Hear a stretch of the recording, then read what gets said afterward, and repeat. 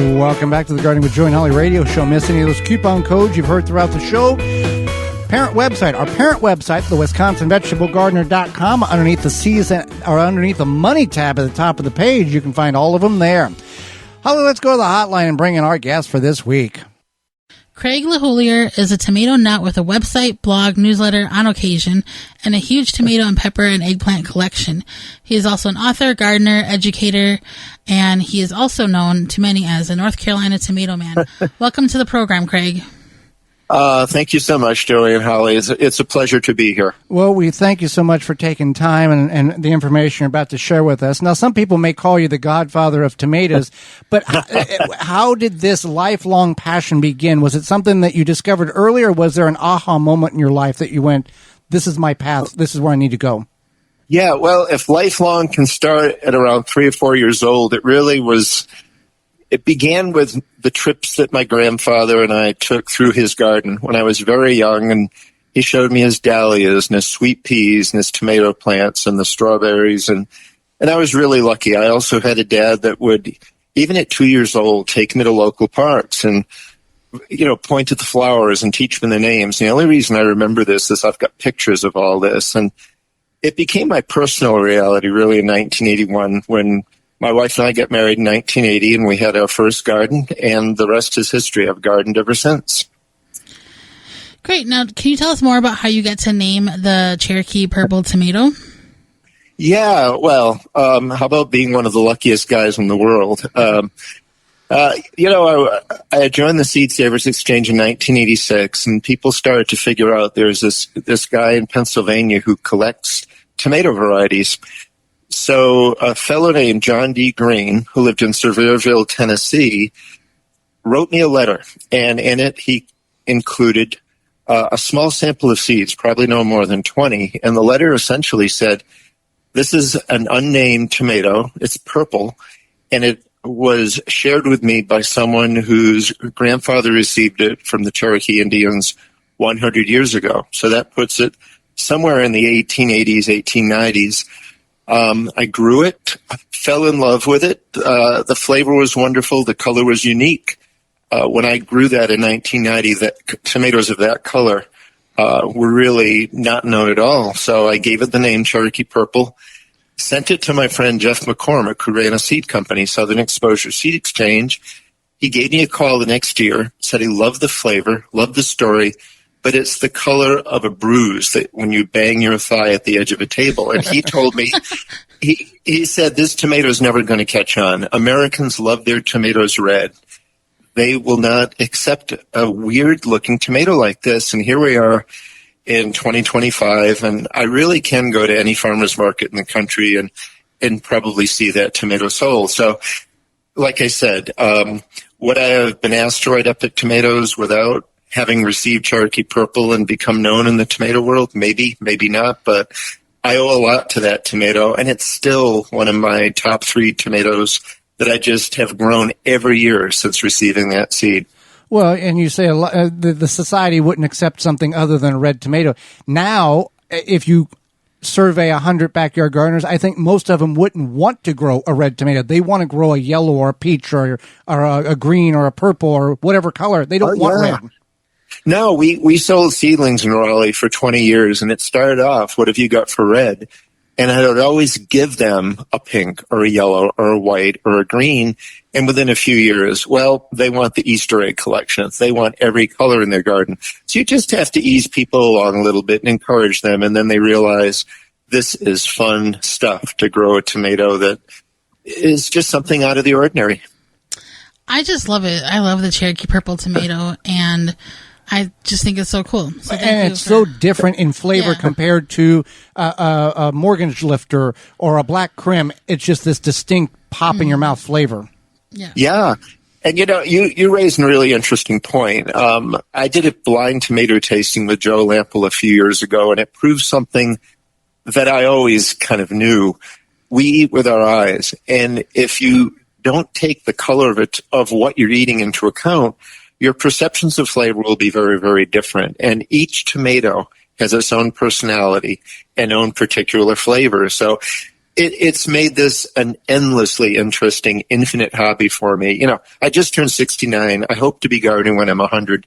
So that gives me another 31 years of growing 100 tomatoes a year.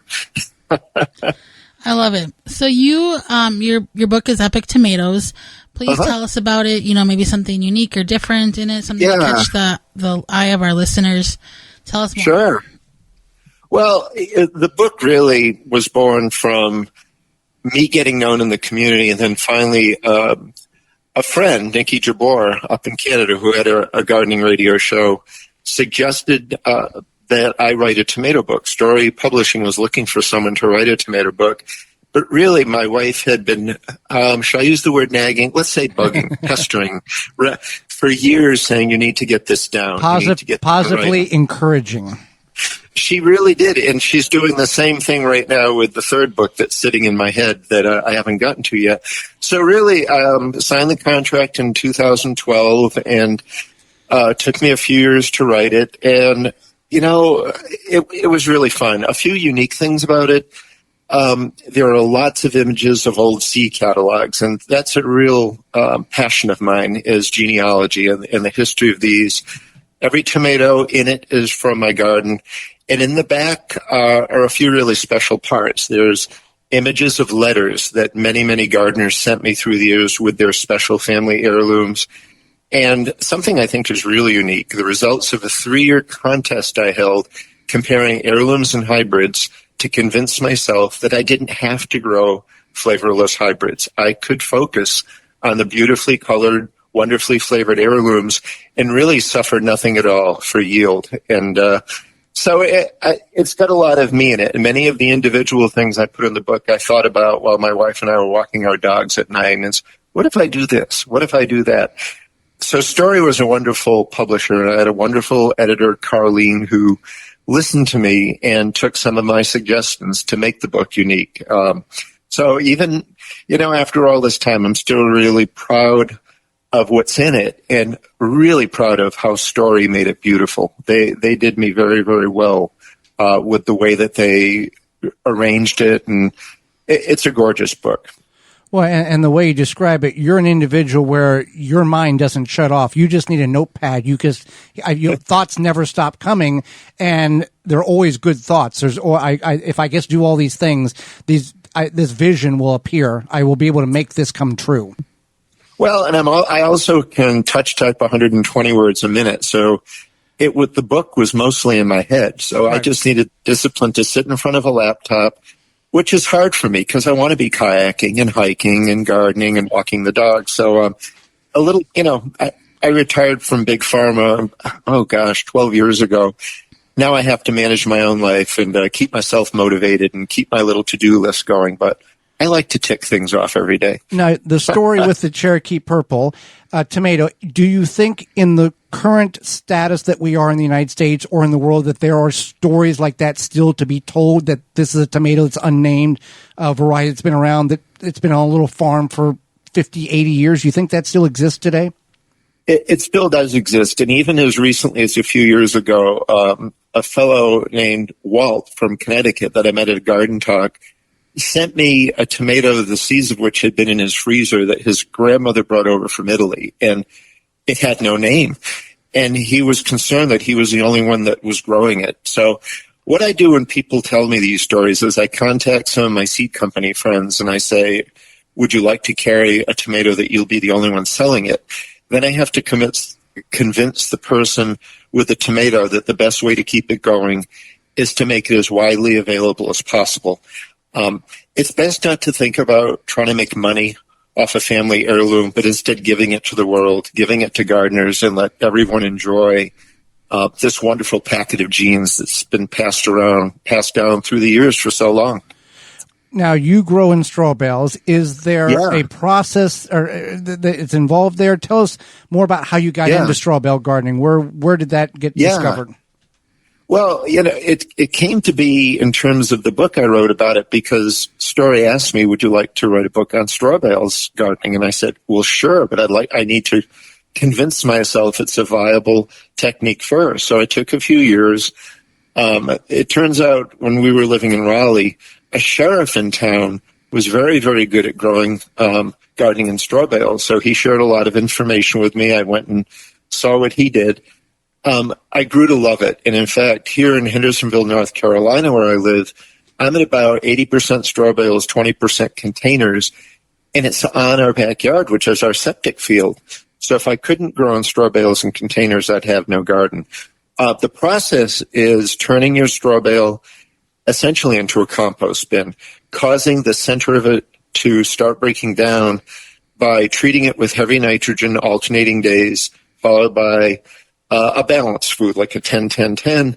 2 weeks from the day you purchase it, you can plant in it. And I don't only do tomatoes. I do peppers, eggplant, beans, melons, squash, cucumbers, and the yields are incredible, and you're starting with a disease-free environment. So anybody who's a little adventurous and it just clicks with them, they may soon find it's their favorite way to garden. I know people definitely love it, so it's always nice to hear about it. Yeah. So what is your, you would say is your go-to, never fail tomato? Yeah. You're like, if somebody's like, I'm new to tomato gardening, Craig, yeah. What would you recommend? I'm going to do a 1A and a 1B, and 1A is Sun Gold hybrid cherry tomato. It's the only hybrid that I allow into my garden these days. Once people eat it, they can't go back, and they grow it year after year. 1B would be Cherokee Purple. So there's your little cherry tomato for snacking in the garden and putting in your salads, and there's your big slicing tomato for putting in your grilled cheese or your burgers and astounding your neighbors and friends. So I really have two. I apologize for being difficult, but I hope you understand. It's okay. That makes sense. Now, Totally if you ask 100 gardeners, you're going to get 200 answers on this question, but what is your best go-to growing tomato tip? Oh my gosh, it's actually pretty easy. Learn to love the journey even more than the destination, because anybody who's gardened a while knows that there are no real guarantees. We're at the mercy of changing weather conditions each season and diseases and bugs. So spend time with the plants. Make that one of the best parts of your day. Every day is getting out there, looking at what they're doing, seeing what they're needing.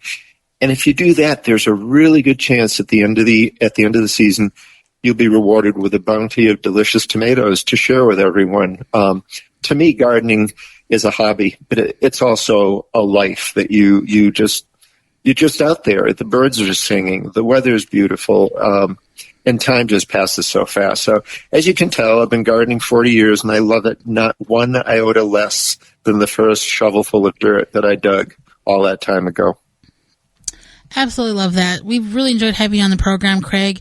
How can people find out more about you, your books, your website, etc.? Sure. Yeah. Sure. So the website is CraigLeHoullier.com, CraigLeHoullier.com, and I have a blog that I'm keeping all about our dwarf tomato breeding project is there, about my books, where I'm going to be speaking. And maybe the most interesting way to find me now is Instagram, at NC Tomato Man. And I'm just about to start going live in my garden weekly right through the growing season. 45 minutes, show and tell, the good, the bad, and the ugly. Here are my diseased plants. Here's what the deer ate. Here are my beautiful tomatoes. Then I take questions for 20 minutes. So I really, my dogs are running around. I'm a little bit sweaty. It could be thundering behind me. But that connection with other gardeners and making myself available to them to ask questions, really when COVID hit, it was one of the main ways of communicating. And that's when I started doing it. And then nctomatoman@gmail.com is how to reach me on email. I answer every email I get, and I feel like the world's tomato consultant right now. But it is so much fun, and you get to meet so many wonderful people like you guys. Absolutely. Well, Craig, we thank you so much for the time and the information that you've shared with Holly, myself, and all of the listeners. We thank you so much for that. Wonderful meeting you both, and again, thanks for the opportunity. Happy gardening, everyone.